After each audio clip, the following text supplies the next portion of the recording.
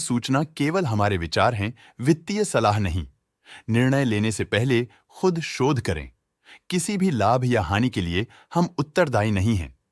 आज हम देख रहे हैं विंजर मशीन्स लिमिटेड के 2025-26 Q1 की standalone financial performance. Starting with the sales, पिछले क्वार्टर से सेल्स में -16% का डिक्रीज हुआ है, मगर कंपनी ने पिछले साल के मुकाबले मार्जिनल सेल्स डिक्लाइन रिपोर्ट किया, around -12%। Expenses -12% quarter on quarter decrease हो गए हैं, जो साल भर के -10% के डिक्लाइन के साथ अलाइन करता है। एक्सपेंसेस में डिक्रीज अच्छा है, लेकिन सेल्स में डिक्रीज निराशा की बात है। ऑपरेटिंग प्रॉफिट, जो पिछले साल के कंपैरिजन में -66% डाउन हुआ है, quarter on quarter around -79% decrease हुआ है। Operating profit margin OPM annual basis पे -2.5% से डिक्रीज हुआ है और पिछले क्वार्टर के कंपैरिजन में -5% से डिक्रीज हुआ है। एक्सेप्शनल आइटम्स को ऐड करके अदर इनकम पिछले क्वार्टर के कंपैरिजन में -2934.5% गिर गई, बावजूद इसकी ईयरली डिक्लाइन -2335.5% हुई है। इंटरेस्ट एक्सपेंसेस पिछले क्वार्टर से -36% डाउन हुआ, लेकिन ईयर ओवर ईयर डिक्रीज -13% हुआ है। डिप्रिशिएशन कॉस्ट्स में क्वार्टरली -8% का डिक्लाइन देखने को मिला और ईयरली बेसिस पे 11% का इंक्रीज देखा गया। Profit before tax annually -895.5% decrease हुआ, लेकिन प्रोसीडिंग क्वार्टर से -1412% डिक्रीज हुआ है। इस साल कंपनी ने -21% टैक्स पे किया और क्वार्टरली कंपनी ने -0% टैक्स पे किया है। नेट प्रॉफिट ने ईयर ऑन ईयर पिछले साल के मुकाबले काफी ज्यादा वृद्धि दिखाई, जो कंपनी के लिए बेहतरीन परफॉर्मेंस रही। लेकिन लास्ट क्वार्टर से -84.5% का कंट्रैक्शन हुआ है। इस क्वार्टर के दौरान कंपनी का परफॉर्मेंस इतना अच्छा नहीं रहा। नेगेटिव नेट प्रॉफिट लॉसेस को इंडिकेट करता है। वहीं अगर एनुअल एनालिसिस की बात करें तो साल के दौरान कंपनी का परफॉर्मेंस अच्छा नहीं रहा। नेगेटिव नेट प्रॉफिट का मतलब है कि कंपनी प्रॉफिट के कंपैरिजन में नुकसान उठा रही है। अर्निंग्स पर शेयर EPS में ईयरली -721% का डिक्रीज देखा गया, लेकिन क्वार्टरली में 77% की गिरावट भी नजर आई। इस क्वार्टर में कंपनी का EPS इतना अच्छा नहीं रहा। नेगेटिव प्रॉफिट कमजोर एफिशिएंसी को दिखाता है। विंजर मशीन्स लिमिटेड के फाइनेंशियल स्नैपशॉट को रिव्यू करते हुए कुछ मुख्य ट्रेंड्स सामने आए हैं, जो कंपनी की परफॉर्मेंस पे रोशनी डालते हैं। जून 2022 से जून 2025 तक विंजर मशीन्स लिमिटेड की फाइनेंशियल जर्नी में सबसे पहले बात करते हैं सेल्स की। इस साल सेल्स में -10% की गिरावट आई है और पिछले 4 सालों में भी -9% की गिरावट देखी गई है, जो एक लंबे समय तक गिरावट को दर्शाता है। 3 साल पहले के बढ़ती हुई सेल्स के बाद पिछले 2 सालों से सेल्स गिर रही है, जो ग्रोथ मोमेंटम बनाए रखने में चुनौतियां दिखाता है।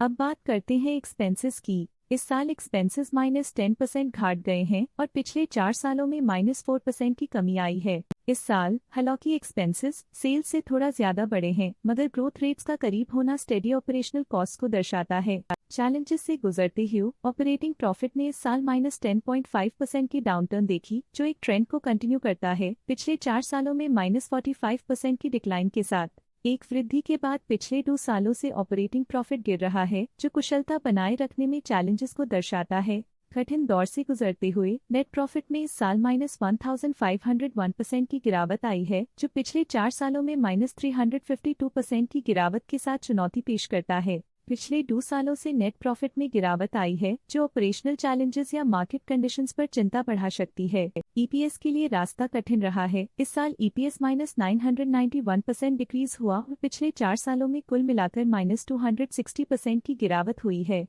एक इजाफे के बाद पिछले 2 सालों में EPS गिर रहा है, जो कुछ चैलेंजेस को दर्शाता है जिन्हें स्ट्रेटेजिक रिव्यू की जरूरत है। चलिए अब बात करते हैं शेयर होल्डिंग पैटर्न की। विंजर मशीन्स की शेयर होल्डिंग रिपोर्ट्स कुछ इस प्रकार की हैं, जो अननोन 2025 के तक चलता है। ये रिपोर्ट कंपनी के शेयर्स की डिटेल्ड जानकारी देता है, जिसमें promoters, promoter groups, foreign investors, public investors और सरकारी एंटिटीज शामिल हैं। पब्लिक हेल्थ शेयर्स का परसेंटेज 2025 के में 52.2% से 2025 के में 52.12% तक डिक्रीज हो गया। इस डिक्रीज से साफ है कि इस टाइम पीरियड में कंपनी में पब्लिक का हिस्सा डिक्रीज हुआ है। जब कंपनी के शेयर्स का मैक्सिमम हिस्सा पब्लिक के पास होता है, तब ये माना जाता है कि कंपनी कमजोर हाथों में है, जो बाजार की अस्थिरता और स्पेक्युलेटिव ट्रेडिंग को इंडिकेट करता है। DII डोमेस्टिक इंस्टीट्यूशनल इन्वेस्टर्स ने अपना शेयर होल्डिंग 2025 में 1.87% से 2025 में 2.13% तक इंक्रीज किया। ये बताता है कि डोमेस्टिक इंस्टीट्यूशंस ने कंपनी में अपना इंटरेस्ट 0.26% तक इंक्रीज किया है।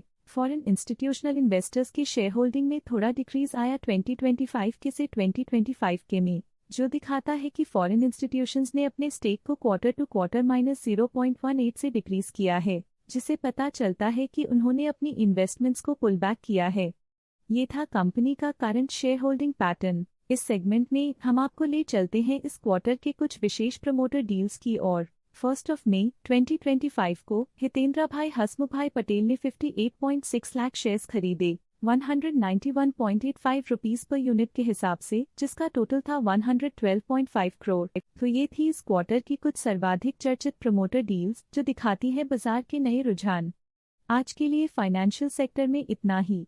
देखने के लिए धन्यवाद। स्टॉक लेटेस्ट न्यूज अपडेट के लिए चैनल को सब्सक्राइब करें और वीडियो को लाइक एंड शेयर करें।